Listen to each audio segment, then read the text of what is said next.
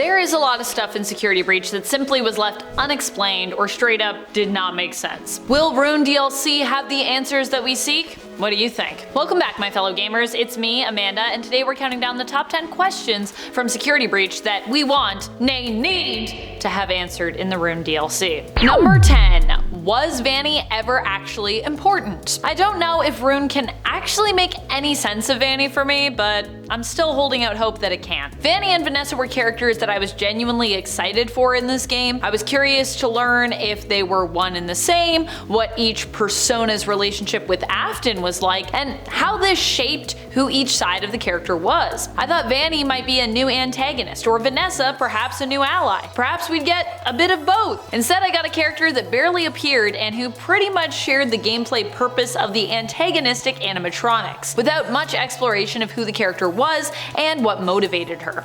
Honestly, I feel like Roxanne Wolf got more character development than Vanny. And friends, before I move on to our next spot on this list, if you love what we do here at Top 10 Gaming, why not show us by clicking that subscribe button? Number 9. Can Glamrock Freddy bust a move? Something that it felt like we were robbed of in the game was getting to see Freddy bust a move, show off his sweet dance moves. While there are a few times that we head to dance floors in the game, we never really get to see Freddy join us to dance. Also, we don't spend a lot of time dancing either as Gregory.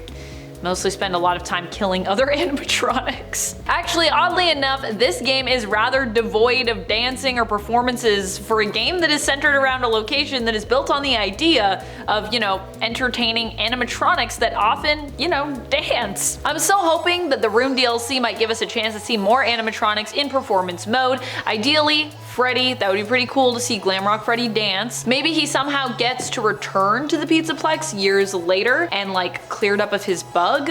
He finally gets to show off some sweet dance moves without having to worry about glitching out. Or maybe he's come back to save Gregory, because that kind of seems like what the poster is hinting at, that we're gonna have to save Gregory. But as a little girl, I don't know. Where's Freddy at? Number 8. Wearable swap? Is it too much to ask to have clothes that you can actually wear in this game? I didn't think so, but it seems that developers disagreed with me, because all the collectibles in this game are basically unwearable. Sure, you can collect them and use them to upgrade stats and even advance missions, but we don't actually get to see our appearance change. I don't think it's a lot to ask for clothes that I can actually wear in a game. A lot of games have this. Heck, Hogwarts Legacy even has clothes you can wear and then further customize the appearance of using previously collected clothing items, even if you've sold those items. So you can not only maximize stats, but you can also maximize your fashion. There is so much cool 80s theme and Fazbear themed stuff in this game. Just let me wear my Glamrock Freddy sweater. Gosh darn it. Number 7. What about the rest of the map? Security Breach was supposed to be massive, and honestly it was, but for all the digital space that it took up both on the maps in-game and on people's consoles and computers for those playing a downloaded copy,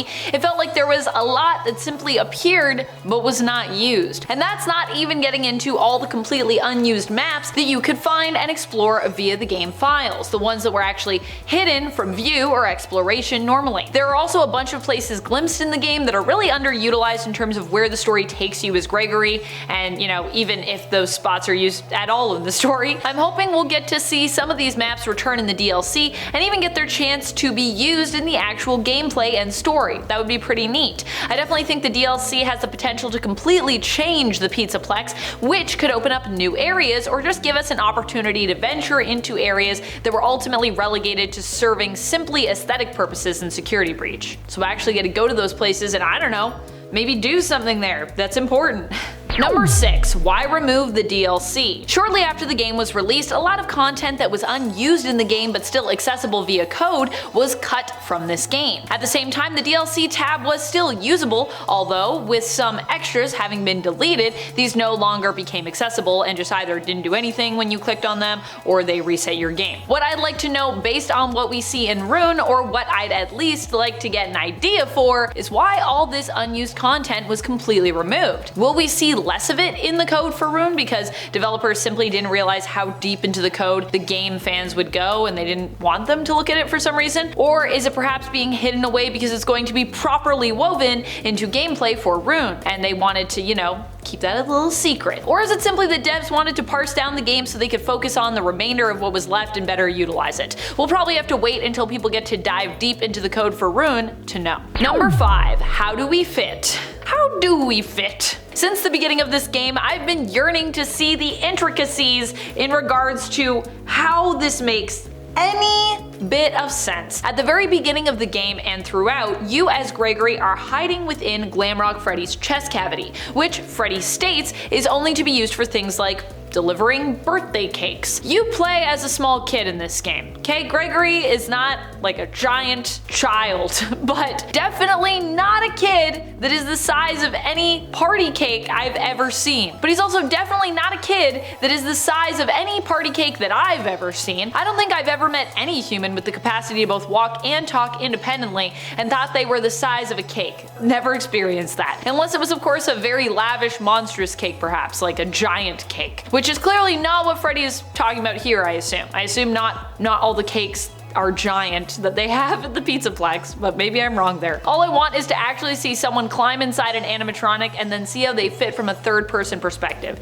Is this too much to ask? It might be, because, you know, according to just space, that might not make any sense. Do I still want to see it anyways? You bet I do.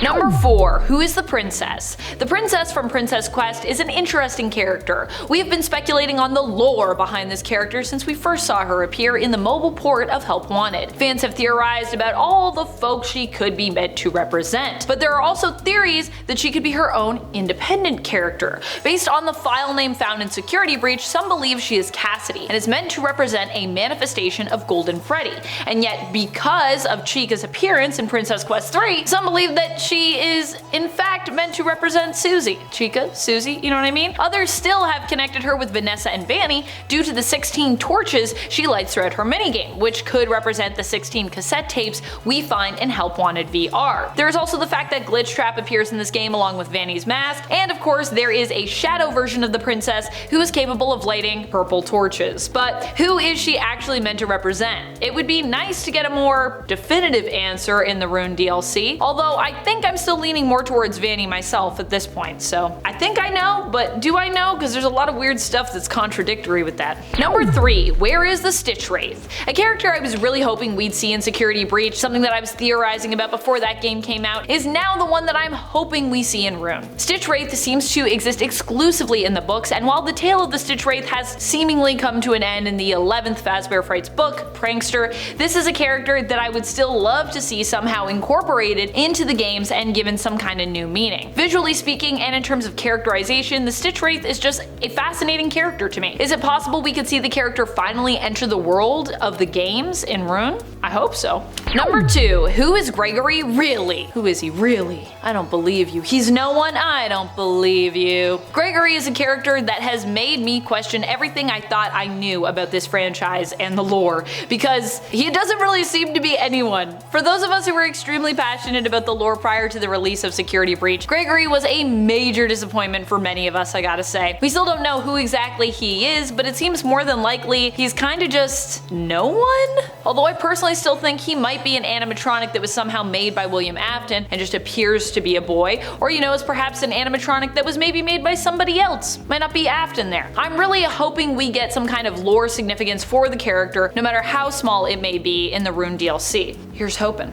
Number 1. What about the cult of Afton? This for me is a big one, and it might not be as big of a one for you, but for me, as the person writing this, that's what I want to talk about. So we know that William Afton once again returned as Burntrap in Security Breach. Last we saw, Burntrap got dragged down into a pit in a fight with the Blob animatronic, or animatronics. combined animatronics. Vanny also gets her own ending in the game, either being redeemed, killed, or possibly left alone. If you decide to vacate the Pizzaplex early to see where that ending takes you instead of sticking around to help out and solve the mystery of what's been happening at the Pizzaplex. However, what we don't know by the end of this game at all is if Vanny was the only follower of Afton at this point, or if there might be, I don't know, more out there. Perhaps even other employees of the Pizzaplex. What I want to know is, what is the state of the cult of Afton at this point? How does that impact whatever is happening in Ruin? Or is there simply no cult to speak of? Are we dropping this plot point entirely? And yes, I know this was more of a theory, but I also feel like if we want to make Vanny make sense, then we kind of need to have this in there somewhere. The cult of Afton kind of has to continue. That's about it. Until next time, keep on gaming on. Pew pew!